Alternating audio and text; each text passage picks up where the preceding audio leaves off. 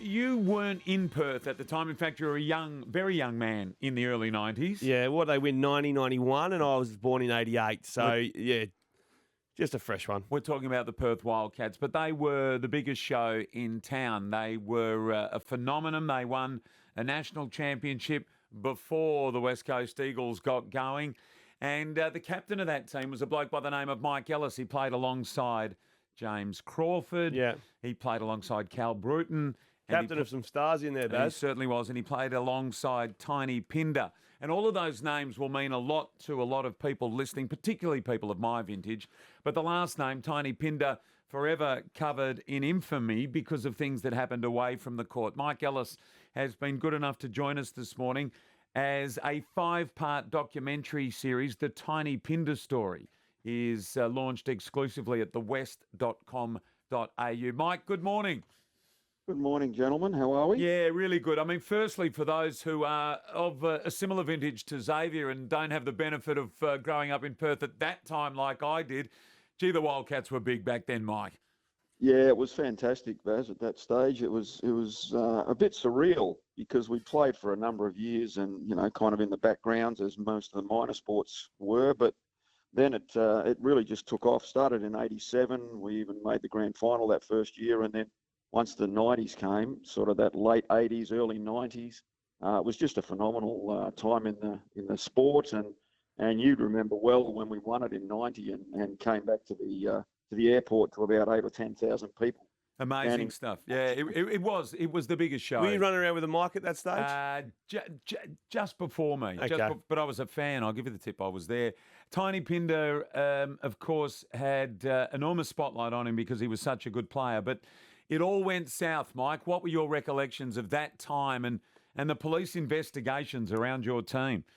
Yeah, it was pretty sort of crazy at that stage, because it was all good. Everything was going so well for the club and everybody individually. It was really, really great time. And then this black cloud just kind of came over the whole situation. And the part about it for me, Baz, was that none of the players, and Xav, you'd appreciate this, being playing at a high level, you don't always know what guys do away from you, away from the team. And we knew he was out and about, and he loved going to the clubs and doing all those things.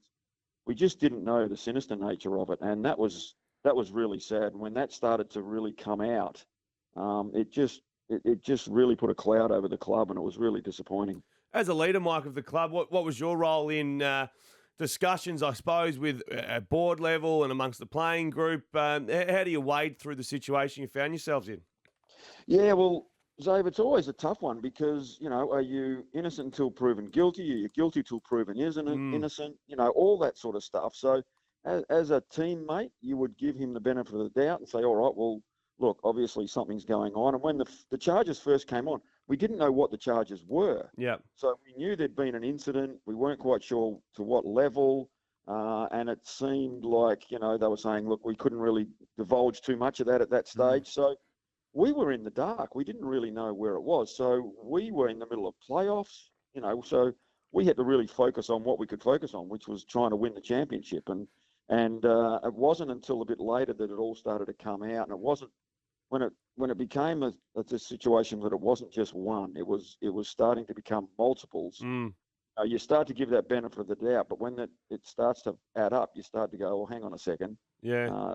This is too much of a coincidence. I've had the chance to have a bit of a look, the 5-part documentary series. I know you watched it yesterday. Was there stuff in there that even surprised you, Mike? Oh, look, a little bit. What it did, Baz, it just brought back a hell of a lot of memories. And it brought back some really good memories when they were talking about the good stuff, but it really brought back some bad memories when they started talking about, which is what the doco's about. It was just a really sad time. And the thing for me is, I suppose, I spoke to the people, the producers and everything after I watched it and said the one thing that I thought they probably could have done more of was push the fact that, in my view, and I think everybody else's view, it doesn't matter whether you're a rock star, a celebrity, whatever it is, you shouldn't get special attention. You shouldn't get special treatment if you do something wrong, and it's all being brought up at the moment with Bailey Smith and all this sort of stuff. You know, what are those ramifications? Bottom line is, for me, you do the crime, you do the time, no matter what status you're at. You know, it should be the same for everybody.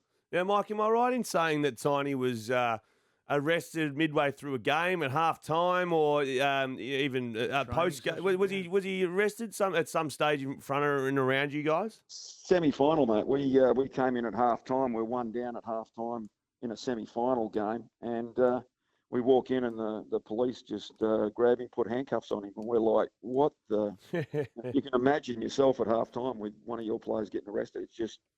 It's like, what is going on here? And I mean, it would never happen these days, but in those days, we actually talked the detectives into letting us have him play the second half. Said, look, you know, you're going to arrest him, but you're going to take him. So they basically manned people around the stadium so that he didn't chase a ball down onto Wellington Street and disappear. Yeah. But no, and more importantly, he came out in the second half and was phenomenal. You know, I don't know that I could have done that with that hanging over your head. Yes. I don't know how he did it, but we played, we won the game, and then they just took him off, and it started from there. That was freaky stuff. Bizarre. Totally. Mike, as I said, it's available at thewest.com.au, the 5-part documentary series, The Tiny Pinder Story. It's incredible. You just cannot get your head around it. He was found guilty of crimes, did time, has been in and out. Did you ever reach out and speak to him at any stage post-custodial sentences? Yeah, look, when he first got incarcerated here, he was in Casuarina. A couple of us went and visited him just to see how he was. It was more about, where his mental health was. And again, Baz, that was when it was first coming out. And he was absolutely pleading his innocence, saying, I've been set up, it's wrong, it didn't happen. And we knew him as a teammate. And as a teammate, he was a fantastic guy. The off-court stuff that he did was absolutely deplorable, and no one could condone any of that. But at the time, when your teammate's saying, this is wrong, it's not, I'm being set up, you're kind of going, all right, well, okay. So we reached out and we certainly visited him to see how he was, make sure his mental health was pretty good, being stuck in prison. But then as it all started to unfold and it became more and more, we're going, well, look, this isn't, not the whole world isn't against him. It's obviously something that is there. And for me, the big thing was he didn't realise he had a problem, and if he had have realised he had a problem, maybe he could have got some treatment. Yes. Maybe that would have saved a hell of a lot of pain and suffering for his victims and for many other people and himself. And it's just a shame that he never got that help. It takes some getting your head around. It's at thewest.com.au. Well done on your part, Mike, and well done on your words this morning. Thanks for joining us. My pleasure, guys. Have a good one. Mike Ellis, Wildcats legend. It's almost impossible to imagine you walk in at halftime in any team and the police are there to arrest one of your teammates. And the crimes are horrible too. Correct. It's not correct. Roof rocking a couple of houses and lobbing some eggs. It's a horrific crime.